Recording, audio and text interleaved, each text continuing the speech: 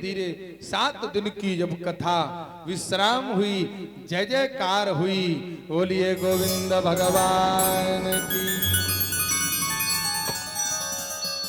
एक सुंदर विमान आया और 7 गांठ के बाद से एक दिव्य पुरुष निकला और निकल करके उस विमान पर अभिषिक्त हो गया। विमान पर बैठ गया और जब विमान पर बैठा, गोकर्ण जी महाराज ने कहा, महाराज विमान तो बहुत छोटा है, कुबेरपुर गांव बहुत बड़ा है, ये सब लोग कैसे बैठेंगे इस पे? सो कहा, महाराज कुबेरपुर वालों ने कथा सुनी ही नहीं, विमान पर कैसे बैठा रहे?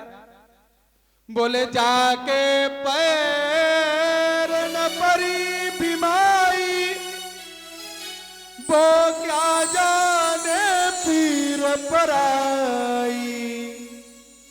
जिसको पीड़ा नहीं, जिसको दर्द नहीं, नारद बाबा, जिसको दर्द नहीं, वो क्या जाने दूसरे के दर्द को है? और जिसको दर्द हो रहा हो वो जानता है दर्द क्या होता है साहब।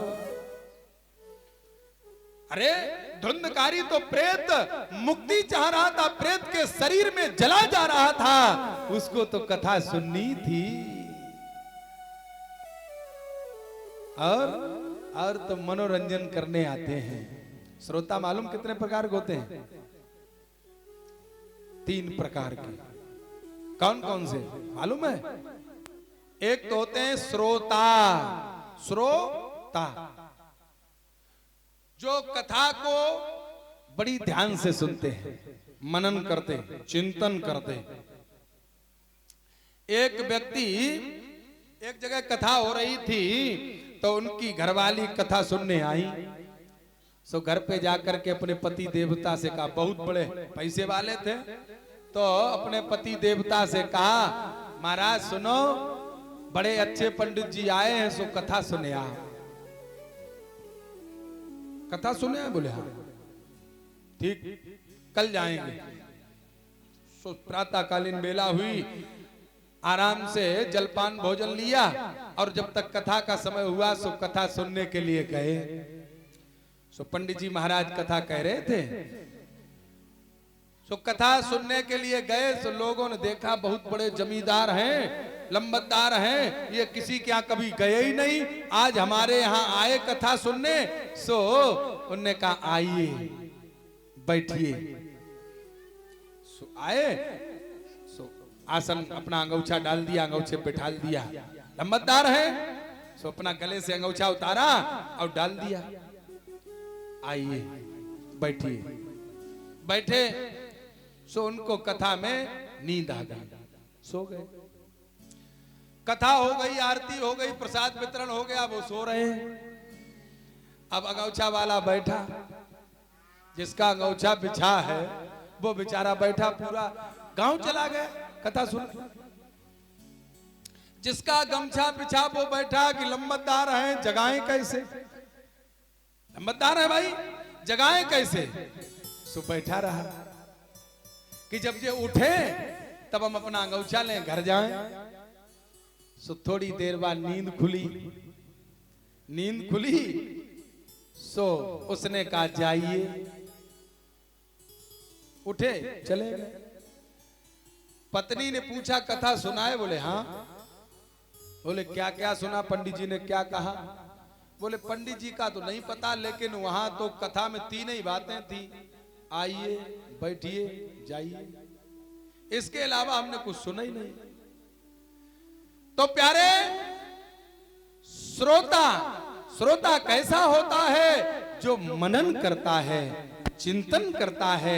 आज पंडित जी ने ये कहा तो इस पर हम मनन करें, चिंतन करें, अपने जीवन में उतारें। 7 दिन की कथा में कोई न कोई ऐसा वाक्य इस मंच से आपके जीवन जीने के लिए मिल ही जाएगा, जिससे आपका जीवन सुधर जाएगा। प्यारे, तो श्रोता तो वो होता है जो श्रवण करता, मनन करता, चिंतन करता। और श्रोता कैसा होता है? बोले कथा में आने पर बढ़िया पांडाल में बैठे और पाइप का सहारा लिया, कथा में मीठी मीठी नींद का सहारा लिया, सो गए। सो गए। कब कथा हुई, क्या हुई, कोई पता नहीं। जयकारा लगाया तो नींद खुल गई, सो उठे, प्रसाद लिया, घर चले गए। ये तो सोता होते हैं। और सरौता कैसे होते हैं? सरौता का काम क्या होता है? सुपारी काटना। तो वो होते हैं सरौता। कथा में आए बैठे तो जहां बैठे जो कथा सुन रहा है उसको सुनने नहीं देंगे। सुनो, और तो सब बढ़िया, पंडित जी ठीक, मंच थोड़ा और उधर होता, माने कि हाँ ठीक, उसका मन कथा में लगा। थोड़ी देर बाद फिर बोले और तो सब बढ़िया, ये कटहल का पेड़ और कट जाता तो और अच्छा रहता। ऐसे कौन होते हैं? सरौता। उन्हें कुछ न कुछ कहना ही है। तो सरौता के लिए विमान थोड़ी आता है, न श्रोता के लिए आता है। विमान किसके लिए आता है? श्रोता के लिए। तो श्रोता कौन है? बोले धुंधकारी महाराज। धुंधकारी महाराज के लिए विमान आया और भगवान के पार्षद जय जयकार करते हुए विमान को ले गए और भगवत धाम में पहुंचे। बोलिए गोविंद भगवान की जय, गोकर्ण जी महाराज की जय हो। प्यारे, गोकर्ण जी महाराज ने गांव वालों से निवेदन किया, देखो अब की बार हम कथा करेंगे तो सब लोग सुनना, अब की बार मत चूक जाना, अब की बार चूक जाओगे तो कभी नहीं जा पाओगे। सो गोकर्ण जी महाराज ने श्रावण के महीने में भागवत की कथा का आयोजन किया। सप्ताह यज्ञेन कलौ पुनन्तिते, भगवान की कथा को सुनाया और सभी भक्तों का उद्धार हुआ। जय जयकार करते हुए भगवत धाम की प्राप्ति हुई। ऐसी धुंधकारी और गोकर्ण जी महाराज